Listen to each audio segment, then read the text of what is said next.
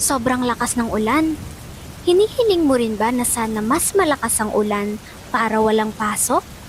Hello! Ako si Apera at hayaan mong kwentuhan kita habang pinapanood mo kung gumawa ng isang obra.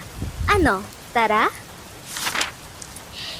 Hinihiling mo rin ba minsan na sana lumakas pa ang ulan para walang pasok?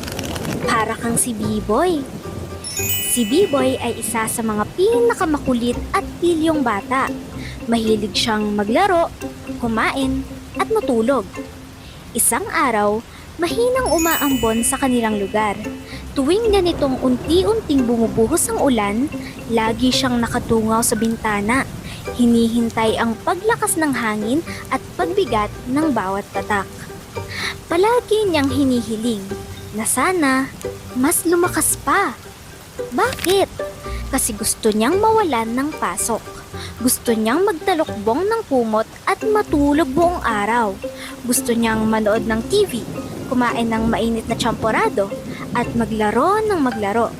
At ayun, ibinalita na nga sa radyo na walang pasok kinabukasan. Sobrang saya ni B-Boy. Tumalon siya, sumigaw at nagsayaw sa tuwa. Kaya naman, agad siyang nagtalokbong ng kumot at mahimbing na natulog. Ngunit bigla siyang naalimpungatan. Nagulat siya dahil paggising niya, basang-basa ang kanyang katawan. Nasaan ako? Bulong niya. Pilit siyang tumayo at naglakad sa madilim na kalsada habang nanginginig sa lamig ng bawat patak ng ulan na dumadampi sa kanya. Maya-maya, may nakasalubong siyang isang binatang lalaki. Nakauniforme ito at kahit hawak ang luma at butas na payong, basang-basa pa rin habang tinatawid ang baha. Tinanong siya ni B-Boy, "Kuya, di ba walang pasok?" Ngumiti ng bahagya ang lalaki. "Walang pasok ang mga bata, pero kaming mga kolehiyo, meron. Ingat ka." At nagpatuloy siya sa paglalakad. Sa gilid ng kalsada, nakita niya ang isang lola. Nakahiga ito sa isang lumang karton na nakalatag sa bangketa. "Lola, wala po ba kayong kumot at kama?" Ngumiti ang matanda, kahit halatang nilalamig. "Wala, iho. Dito ako sa kalsada nakatira. Ikaw, ingat ka." Pagkasabi noon, pumikit siyang muli. Lalong nagtaka si B-Boy. Bakit kahit sobrang lakas ng ulan, hangin at baha, may pumapasok pa rin? Bakit may natutulog pa rin sa malamig na bangketa? Hindi iyon katulad ng kinasanayan niya. Nagpatuloy siya at may isang batang sumalubong sa kanya. Sobrang payat nito at namumutla na. May hawak itong isang lumang candy at iyon lang ang kinakain niya.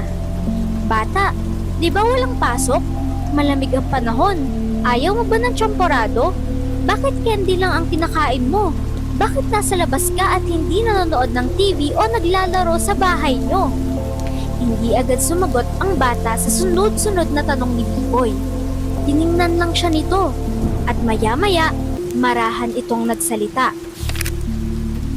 "Hindi naman kasi ikaw, ako." Tila tumigil ang mundo ni B-Boy. Hindi niya agad naunawaan ang mga salitang iyon.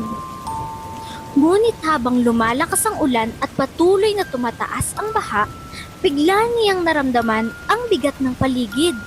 Gusto na niyang umuwi, kaya tumakbo siya. Ngunit saan man siya lumiko, paulit-ulit niyang nadadaanan ang mga parehong muka. Si kuya na basang-basa pa rin, si lola na nanginginig sa lamig, at ang batang gutom na gutom. Hindi na napigilan ni B-Boy ang kanyang pag-iyak. Ngayon lang niya naisip na ang ulan na ipinagdarasal niya ay siya palang bagyong pinagdaraanan ng iba. Nagsisi siya. Nagsisi siyang hiniling pa niyang lumakas ang ulan. Kaya pumikit siya ng mahigpit at sa unang pagkakataon, buong puso niyang hiniling na sana tumila na ang ulan. Pagmulat ng kanyang mga mata, naroon siya sa kanyang silid. Nakapulupot ang kumot sa kanyang katawan. Nakahiga siya sa malambot na kama. Bukas ang TV at patuloy ang balita na wala pa ring pasok. Mula sa kusina, umaabot ang amoy ng nilulutong tsamporado ng kanyang mama. Panaginip lang ba ang lahat? Hindi. Dahil totoong may mga naghihirap tuwing umuulan. Totoong may mga estudyanteng sinusuong ang bagyo para lamang makapasok. Totoong may mga lola na pilit nilalabanan ang lamig habang natutulog sa tabing kalsada. At totoong may mga batang nagugutom, walang mainit na pagkain at walang tahanang masisilungan. Sumilip si Biboy sa bintana. At sa pagkakataong iyon, iba na ang kanyang hiniling. Hindi na sana lumakas ang ulan, kundi sana tumila na. Katulad ni Biboy, hindi masamang hilingin na sana walang pasok para sa ating kaligtasan.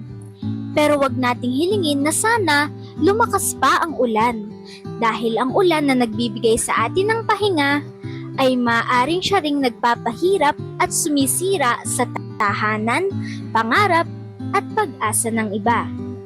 Dahil hindi lahat ay kasing komportable natin. Yun lang, ingat kayo, bye-bye! At kung nagustuhan nyo ang aking mga videos and contents, maaari nyo ring i-follow ang aking kapwa artists and writers dito sa Facebook. Iiwan ko ang kanilang mga profiles. Salamat!